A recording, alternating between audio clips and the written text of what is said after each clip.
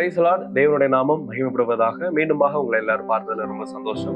இந்த நாள் தியானத்திற்காக நாம் ஒரு வசனத்தை வாசிக்க போகிறோம். எசேக்கியேல் 18வது அதிகாரம் அதனுடைய 21, 22வது வசனம். எசேக்கியேல் 18வது அதிகாரம் 21, 22. துன்மார்க்கன் தான் செய்த எல்லா பாவங்களையும் விட்டு திரும்பி என் கட்டளைகளை எல்லாம் கை கொண்டு நியாயத்தையும் நீதியையும் செய்வானேயாகில் அவன் பிழைக்கவே பிழைப்பான், அவன் சாவதில்லை. அவன் செய்த எல்லா மீறுதல்களும் நினைக்கப்படுவதில்லை, அவன் தான் செய்த நீதியிலே பிழைப்பான். ஆண்டவருடைய நாமம் மகிமைப்படுவதாக. இந்த வசனத்தை குறித்து நாம் பார்ப்பதற்கு முன்பதாக ஒரு காரியத்தை நான் பகிர்ந்து கொள்ள ஆசைப்படுகிறேன். இந்த நாட்கள்ல நமக்கு நிறைய கேள்விகள் வருது. அதுல ஒரு கேள்வி என்ன அப்படின்னா, சில நேரங்கள் நாம் கஷ்டப்படும் பொழுது நாம என்ன நினைக்கிறோம், நமக்குள்ள இருக்கிற கேள்வி என்ன அப்படின்னா, நான் செஞ்ச ஆண்டவரை ஏற்றுக்கொள்வதற்கு முன்பதாக நான் செஞ்ச சில காரியங்கள் தான் என்ன இந்த கஷ்டத்திற்கு காரணமா இருக்கிறது. நான் செஞ்ச என்னுடைய வாழ்க்கையில சின்ன வயசுல செஞ்ச சில மிஸ்டேக்ஸ் தான் நான் இப்ப அதோட விளைவை தான் நான் இப்ப அனுபவித்துக் கொண்டு இருக்கிறேன் அப்படின்னு சொல்லி நமக்கு எல்லாருக்கும் ஒரு கேள்வி வரத்தான் செய்யும். ஆனா ஆண்டவர் வேதத்துல தெளிவா சொல்றாரு என்ன அப்படின்னா, என்றைக்கு நீங்க இயேசு கிறிஸ்துவை ஏற்றுக்கொண்டீங்களோ, என்னைக்கு இயேசுதான் மெய்யான தெய்வம், அவர் தான் என்னுடைய ரட்சகர் அப்படின்னு நீங்க ஏற்றுக்கொண்டீங்களோ, அன்றைக்கே உங்கள் பாவங்கள், உங்கள் சாபங்கள், உங்கள் தரித்திரங்கள் எல்லாவற்றையும் அவர் சிலுவையில் முடித்து விட்டார். நீங்க அதுல இருந்து விடுதலையாக்கப்பட்டிருக்கிறீங்க. அதனால நீங்க செஞ்ச பழைய காரியங்கள் எல்லாம் மறக்கப்பட்டு போயிட்டு இருக்கு. இந்த வசனம் அழகா தெளிவா சொல்லப்பட்டிருக்கிறது. அவன் செய்த எல்லா மீறுதல்களும் நினைக்கப்படுவதில்லை, அவன் தான் செய்த நீதியிலே பிழைப்பான். ஆண்டவர் தெளிவா சொல்றாரு, நீங்க இயேசுவை ஏற்றுக்கொள்வதற்கு முன் செய்த எல்லா காரியங்களும் என்னைக்கு நீங்க உணர்ந்து ஆண்டவரை ஏற்றுக்கொள்றீங்களோ அப்பொழுது மன்னிக்கப்படும். அதற்கான விளைவுகள் எல்லாவற்றையும் இயேசு கிறிஸ்து சிலுவையில் சுமந்து விட்டார். நீங்க சுமக்கணும்னு அவசியமே கிடையாது.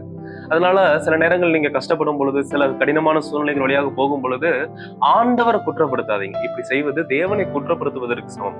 ஏன்னா ஏசாயா 53வது அதிகாரம் 10வது வசனத்துல சொல்லப்பட்டிருக்கு, பிதாவாகிய தேவன் இயேசு கிறிஸ்துவை நொறுக்க சித்தமானாரா. எதற்காக நொறுக்க சித்தமானார்னா, இந்த உலகத்துல வாழ்கிற ஒவ்வொரு தனிப்பட்ட மனிதனுடைய பாவத்தையும் சாபத்தையும் அவர் மீது வைத்து அவரே என்ன பண்ணாரா, நொறுக்கினாராம். அப்போ நாம செஞ்ச தவறுக்கான தண்டனை யார் ஏற்றுக்கொண்டா?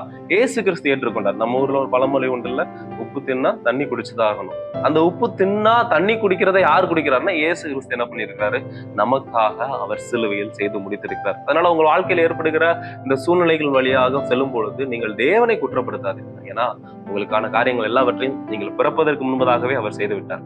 இந்த நாட்கள்ல பலர் என்ன பண்றாங்கன்னா, ஆண்டவர் ஒரு பயங்கரமான ஸ்ட்ரிக்ட் டீச்சரா, ஹெட் மாஸ்டரா என்ன பண்றோம் பார்த்து கொண்டு இருக்கிறோம். ஆனா ஆண்டவர் என்ன சொல்றாருன்னா, நீ நல்லா இருக்கணும்னு தான் நான் ஆசைப்படுறேன், நீ சந்தோஷமா இருக்கணும், நீ பாவத்தை விட்டு விலகி நீ உண்மையா இருக்கணும் அப்படின்னு சொல்லிதான் நான் ஆசைப்படுறேன். நீ செய்யற நன்மையோ தீமையோ எதுவா இருந்தாலும் என்ன பண்ணாது, உன் குடும்பத்தை அது என்ன பண்ணாது, பாதிக்காது. நீ செய்யற தீமைக்கு அது நீதான் பொறுப்புன்னு ஆண்டவர் என்ன பண்றாரு, இந்த எசேக்கியேல் 18வது அதிகாரத்துல மிக தெளிவா சொல்றாரு. நீங்க அந்த முழு அதிகாரத்தை நீங்க வாசிச்சு பாத்தீங்கன்னா தெரியும், ரொம்ப சூப்பரா இருக்கும். பிதாக்கள் செய்த அக்கிரமத்தை பிள்ளைகளுக்கு கேட்காமல் அவர்களிடத்துல என்ன பண்ணுவாராம், ஆண்டவர் கேட்பாராம். நீங்க பழைய ஏற்பாட்டுல முன் பகுதியில வாசிச்சு பாத்தீங்கன்னா உங்களுடைய தலைமுறையா கேட்பேன்னு சொல்றோம். ஆனா எப்போ நீங்க இயேசு கிறிஸ்துவை ஏற்றுக்கொண்டீங்களோ அந்த சாபம் அதோட ஸ்டாப் ஆகும். இதை பார்த்து கொண்டு இருக்க நான் உங்கள்கிட்ட நான் சொல்றேன், நான் செஞ்ச தவறுனாலதான் இப்ப கஷ்டப்படுறேன். அன்னைக்கு செஞ்ச விஷயங்கள், எங்க அம்மா அப்பா செஞ்ச விஷயங்கள் அப்படின்னு சொல்லி நீங்க அவங்கள குற்றப்படுத்துறதையோ, இல்ல உங்க பேரண்ட்ஸ், உங்களுடைய முற்பிதாக்களை குற்றப்படுத்துறதையோ எந்த ஒரு பிரயோஜனமும் இல்லை. மாறாக நீங்க இயேசு கிறிஸ்துவை சரியா புரிஞ்சுக்கோங்க. ஏன்னா அந்த அதிகாரம் முடியும் போது அழகா ஒரு வசனம் சொல்லப்பட்டிருக்குது, சாகிறவனுடைய சாவை நான் விரும்புவதில்லை. ஆண்டவர் ஒருத்தனையும் கொல்றதுக்காக இந்த உலகத்துக்கு வரல, யாரையும் அழிப்பதற்காக வரல. தேவனுடைய நோக்கமே நாம் எல்லாரும் ரட்சிக்கப்படுறோம், ஒருவரும் கெட்டு போகாமல் நித்திய ஜீவனை அடையும்படிக்கே. ஆண்டவர் தெளிவா சொல்றார், ஒருத்தனையும் நான் கொல்றதுக்காக வரல, ஒருத்தருடைய வாழ்க்கையை கெடுக்கிறதுக்காக நான் வரல. சிலர் ஆண்டவர் இப்படிதான் போர்ட்ரே பண்ணிட்டு இருக்கிறோம். சில நேரங்கள் ஆண்டவரை பயங்கரமான ஒரு கொடூரமான ஒரு ஆளா காட்டிட்டு இருக்கிறோம். இல்லவே இல்லை. ஆண்டவர் நம்முடைய வாழ்வை விரும்புகிறார். இந்த உலகத்திலேயே நம்ம நேசிக்கிற உண்மையான ஒரு தேவன் ஆண்டவராக இயேசு கிறிஸ்து தான். அப்படி இருக்கும்போது அப்ப யார் நம்மளை அழிக்கிறதுக்கு நினைக்கிறாருன்னா, பிசாசானவன். ஏன்னா பிசாசு தான் அழிக்கவும் கொல்லவும் திருடவும் இதை பண்றதுக்கெல்லாம் வரணும். அப்ப தேவனை நம்ம என்ன பண்ணணும், சரியா புரிஞ்சுக்கணும். சரியா புரிஞ்சுக்கொள்ளணும்னா நம்மளுடைய காரியங்கள் எல்லாவற்றையும் என்ன பண்றார், அவர் தன்னுடைய சிலுவையில் எடுத்துக்கொண்டார். அதனால நீங்க படுகிற சில கடினமான சூழ்நிலைகள் நீங்க செய்த தவறினால் அல்ல, அது தேவனுடைய சித்தமா இருக்கும். அதனால இதை நல்ல மனதில் வைத்துக் கொள்ளுங்க. நீங்க எதை செய்றீங்களோ அதை தான் என்ன பண்ணுவீங்க, அறுப்பீங்க. அதனால முற்காலத்தில் இயேசுவை ஏற்றுக்கொள்வதற்கு முன்பதாக செய்து கொண்ட காரியங்கள் இப்பொழுது உங்களை என்ன பண்ணாது, பாதிக்காது. அதனால மற்றவர்கள் இதை குறித்து உங்கள்கிட்ட பேசும்போது நீங்க அவங்கள்ட்ட என்ன பண்ணுங்க, தெளிவா சொல்லுங்க. இதை குறித்து என்ன பண்ணுங்க, சிந்திங்க. ஒருவேளை இந்த காரியங்களுக்குள்ள நீங்க குழம்பி போய் ரொம்ப ஆண்டவரை டவுட் பட்டு இருந்தீங்கன்னா ஆண்டவர்கிட்ட என்ன பண்ணுங்க, மன்னிப்பு கேளுங்க. ஆண்டவரே, நான் தப்பா புரிஞ்சு கொண்டேன், என்ன நீங்க மன்னிங்க அப்படின்னு சொல்லி நீங்க ஆண்டவர் இடத்துல என்ன பண்ணுங்க, ஒப்புரவாங்க. இதை குறித்து தியானிங்க. ஆண்டவர் உங்களை ஆசீர்வதிப்பார். தேங்க்யூ.